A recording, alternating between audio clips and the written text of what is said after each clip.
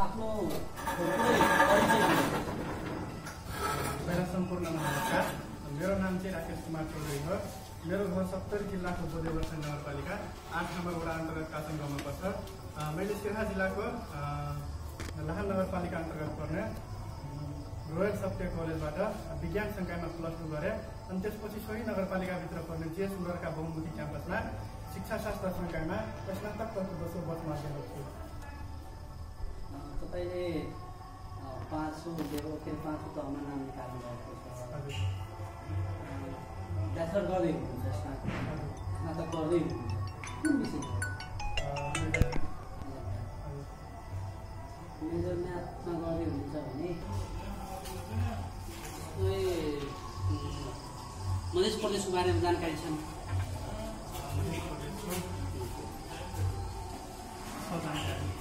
मध्य प्रदेशको हालको मुख्यमन्त्रीको नाम हो?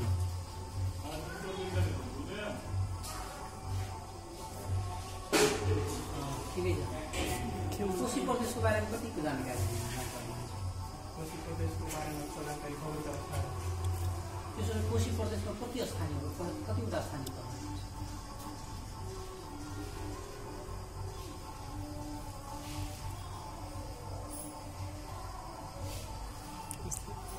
आज नेपालको बारेमा थाहा छ? नेपालको बारेमा, नेपालको टेरिटोरी, नेपालको उत्तर दक्षिण चौडाइमा कम कति रहेको छ? 145 किलोमिटर। औसत 193 किलोमिटर। नेपालको कुल क्षेत्रफल 1,47,81 किलोमिटर। माइलमा भन्नु पर्यो 56,827 वर्ग माइल।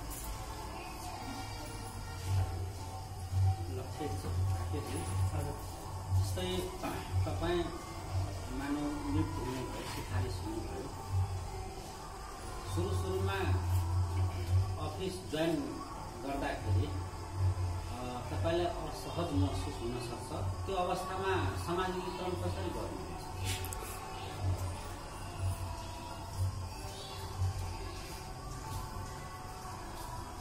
त्यो अफिसमा काम गरिरहेका सँगै काम गरिरहेका कर्मचारीहरूसँग सल्लाह सुझाव लिएर चाहिँ काम गर्न पहिला सुरु गरिन्छ।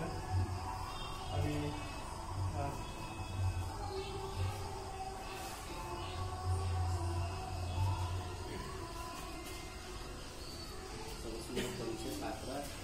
हजुर, त्यसपछि अरू कुराहरू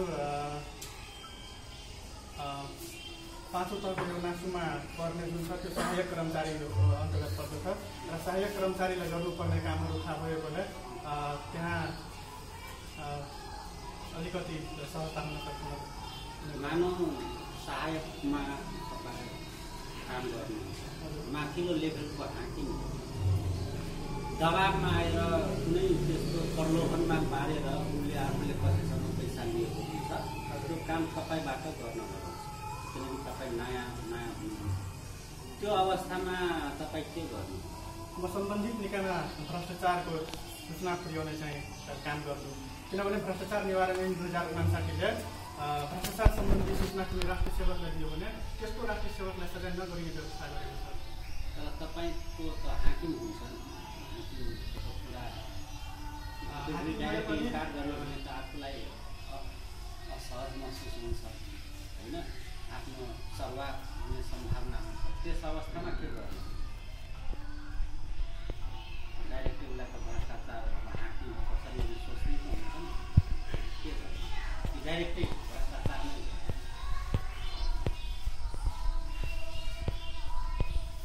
सुरुमा त नियम हेर्नुहुन्छ नि त, नियम हेरेर त्यसपछि त्यो यो अनुसार भएन सब त्यसरी यो गर्नु मिल्दैन भनेर गर्नुहुन्छ।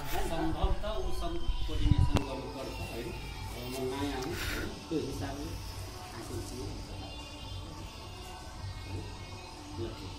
कर्मचारीको आचार संहिता अन्तर्गत 2-3वटा कुरा भन्नुहोस्, के गर्नुपर्ने हुन्छ?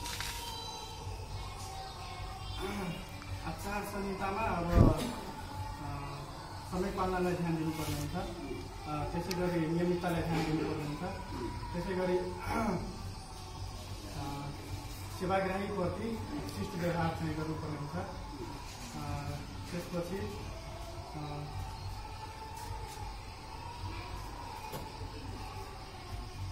मैले एउटा क्वेसन सोधेँ, जस्तै अहिले हाल चाहिँ नेपालमा के भइरहेको छ भने सार्वजनिक सेवा प्रवाह राम्रो भइरहेको छैन। तपाईँहरू नयाँ नयाँ आउनुभएको छ, सार्वजनिक सेवा प्रवाहलाई छिटो छरितो गर्न के गर्नुपर्छ? सार्वजनिक सेवा प्रवाहलाई छिटो छरितो बनाउनको लागि चाहिँ तपाईँको भूमिका भन्नुहोस्। मेरो भूमिका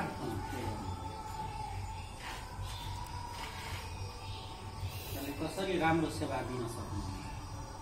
कार्यालयमा जति पनि सबभन्दा पहिला स्रोत साधन उपलब्ध हुन्छ, त्यो स्रोत साधनको प्रयोग गरेर मैले अधिकतम नतिजा चाहिँ हासिल गर्नतर्फ पहिला आफू लाग्छु।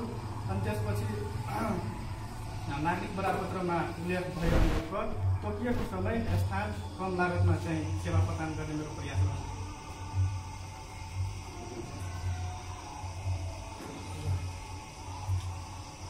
नागरिक वडापत्र थाहा छ नि? नागरिक वडापत्रमा अहिले एउटा मात्रै छपिएको छ। नागरिकको क्षतिपूर्ति क्षतिपूर्ति सहित व्यवस्था के हो? क्षतिपूर्ति सहितको व्यवस्था भनेको नागरिक बरापत्रमा जे विषयहरू तोकिएको छ त्यो विषय बमोजिम यदि सम्बन्धित सेवा प्रदायकले सेवाग्राहीलाई सेवा दिन नसकेमा क्षति पुग्न जान्छ र त्यो क्षतिलाई भराउनको लागि सम्बन्धित कर्मचारीहरूबाट क्षतिपूर्ति रकम सहित केही रकम सेवाग्राहीलाई दिनुपर्छ। त्यस्तो व्यवस्थालाई हामीले क्षतिपूर्ति सहितको नागरिक बरापत्रको नामले बुझ्ने गर्दछौँ। त्यो रकम कसले तिर्ने? कसले तिराउँछ? त्यो रकम आउँछ कहाँबाट? त्यो रकम जसले सेवा प्रवाहमा ढिलाइ गर्छ, सुस्त्याइ गर्छ, त्यो सम्बन्धित कर्मचारीबाट भराउनु पर्ने हुन्छ। भराउने काम यो कहिलेदेखि लागू हुन्छ? क्षतिपूर्ति सहितको नागरिक बरापत्र विवरण सम्बन्धी 2070 वैशाख 2 गतेदेखि लागू भएको। अब तपाईँ कहाँ जानुहुन्छ कार्यालयमा होइन? यदि तपाईँलाई गुनासो अधिकृत बनाइदिनु भयो, पाँचौँ तर्क छ भने गुनासो व्यवस्थापनको जिम्मा दिइहाल्यो होइन? गुनासो व्यवस्थापनमा गर्ने कार्यहरू के के छन्?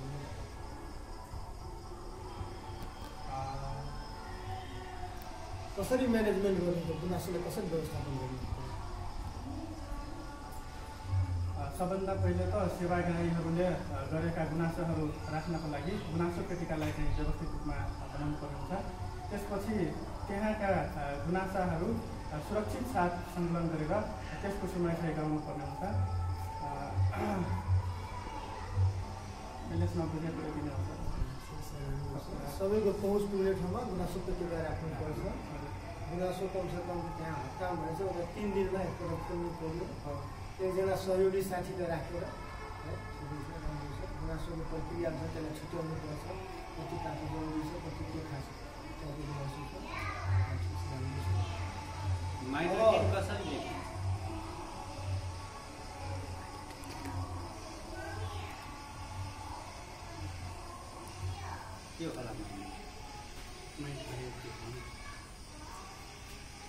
औपचारिक बैठकको सफलता पश्चात बैठकबाट प्राप्त भएका नतिजाहरूलाई लिखित रूपमा लेख्नु वा उतार्नुलाई म्यानेटिङको रूपमा लिने गरिन्छ, जसलाई नेपालीमा निर्णय लेखन पनि भनिन्छ। टिप्पणी र म्यानेटमा के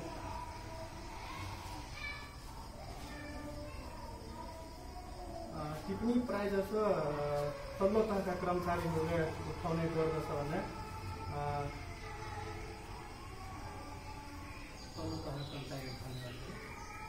माथितिर जान्छ कि विचारहरू माथितिर जाने हो कि तल्लो तहको कर्मचारीहरूले आफ्नो विचार सहायक अवस्थाका कर्मचारीले आफ्नो अधिकृतलाई अथवा के अरे तोकिएको अधिकारी समक्ष राईसहित प्रतिक्रिया दिनु टिप्पणी है त्यो भन्नु। अर्को एउटा सहायक जस्तै चौथो र पाँचौँ भनेको सहायक कर्मचारी, मलाई पहिला सहायक कर्मचारीको गुणहरू भन्नुहोस्। सहायक कर्मचारीहरूको गुणहरूमा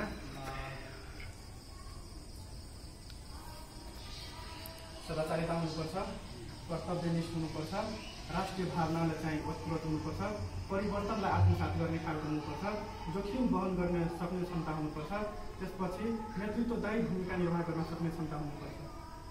सहायक कर्मचारीलाई विशेष गरेर अहिले स्थानीय तहमा जाँदै हुन्छ। स्थानीय तह भनेको सबभन्दा तल्लो तह भनेको वाडा कार्यालय। वाडा कार्यालयमा कस्ता कस्ता काम त्यसको बारेमा कार्यालय सञ्चालन स्तरका दैनिक कामहरू जस्तो दर्ता भए, चलानी भए, त्यसपछि चिठी पत्र व्यवहार जस्ता कुराहरू भए, अनि त्यसपछि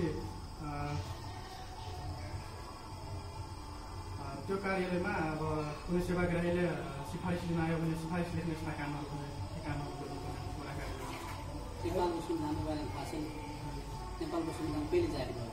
2072 अथवा 3 नेपालको संविधान नागरिकका कर्तव्य कति धारामा? धारा 48 के राष्ट्रप्रति निष्ठावान हुँदै नेपालको राष्ट्रियता, सार्वभौमता र अखण्डताको रक्षा गर्नु, संविधान र कानुनको पालना गर्नु, राज्यले चाहेको बखत अनिवार्य सेवा गर्नु, सार्वजनिक सम्पत्तिको सुरक्षा र संरक्षण गर्नु, यी जम्मा 4वटा कर्तव्य नेपालको वर्तमान संविधानमा अहिले यसलाई सोध्नुभयो, त्यसमा तपाईँले भन्नुभयो नेतृत्वको भावना हुनुपर्छ होइन? के हो नेतृत्व भनेको अब कुनै कार्यक्रम कार्यान्वयनको अग्रभागमा रहेर अरूलाई चाहिँ निर्देशन नियन्त्रण गर्न सक्ने क्षमता भएको अवस्था एउटा नेतृत्व हो। नेतृत्वमा कस्ता हुनुपर्छ?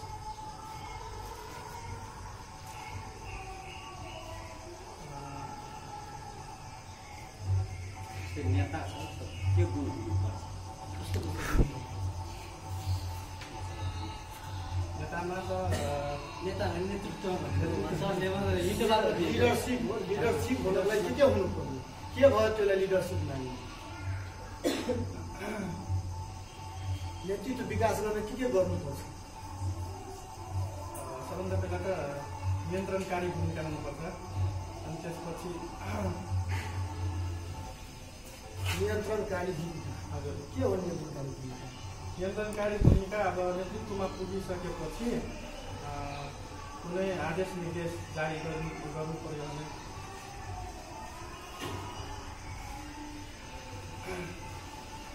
अनुयायी बुझ्नुहुन्छ नि? हजुर, फलोवर्स कसको नेताको कि जनताको कि मैले आफ्नो व्यक्तिगत विचारमा चाहिँ बुझ्ने अनुसार नेता फलोवर चाहिँ सेलिब्रिटीको पनि हुन्छ, नेताको पनि पाइएको छ, र अरू महान व्यक्तिहरूको पनि फलोवर पाइएको छन्, अनुयायीहरू जस्तो दार्शनिकहरू जसको अनुयायी हुन्छन् त्यही नेतृत्व, त्यसैले लिडरसिप गर्छ। जसको कुरा सबैले मान्छ, सम्मान गर्छ, जसको फ्लोवर हुन्छ, त्यो भने के हो त? लिडरसिप, नेतृत्व। तपाईँ जेनजी ग्रुपमै पर्नुहुन्छ। जेनजी आन्दोलन कहिले भयो? 2082 भागवत 23 गते सुरुवात भयो। जेनजी आन्दोलन तपाईँको विचारमा जेनजी आन्दोलन हुनुको मुख्य कारण? जेनजी आन्दोलन हुनुको मुख्य कारण चाहिँ जेनजी पुस्ताहरूले जब आफ्ना भ्रष्टाचार सम्बन्धी तथ्याङ्कहरू उजागर गर्नको लागि सामाजिक सञ्जालको प्रयोग गरिरहेका थिए, त्यो बेला सामाजिक सञ्जालमा बिना कारण प्रतिबन्ध लगाउनु चाहिँ एउटा प्रमुख कारणको रूपमा सहायक कारण मौलिक हक भनेको थाहा छ? हजुर, मौलिक हक भनेको के? राज्यको दायित्व तथा नागरिकको अधिकारको रूपमा रहने राज्य विरुद्ध प्रयोग हुन सक्ने नागरिक अधिकारलाई मौलिक हकको रूपमा हेर्न सकिन्छ। राज्य विरुद्ध प्रयोग गर्न सक्ने। हजुर, मौलिक हक नेपालको संविधानमा मौलिक हकको व्यवस्था कति धारा? मौलिक हकको व्यवस्था धारा 16 देखि 46 सम्म। कति हुन्छ? जम्मा 21 वटा। स्वास्थ्य सम्बन्धी हक धारा कतिमा रहेको छ? धारा 35। नेपालको राष्ट्रिय गान कति धारा? राष्ट्रिय गान धारा 9।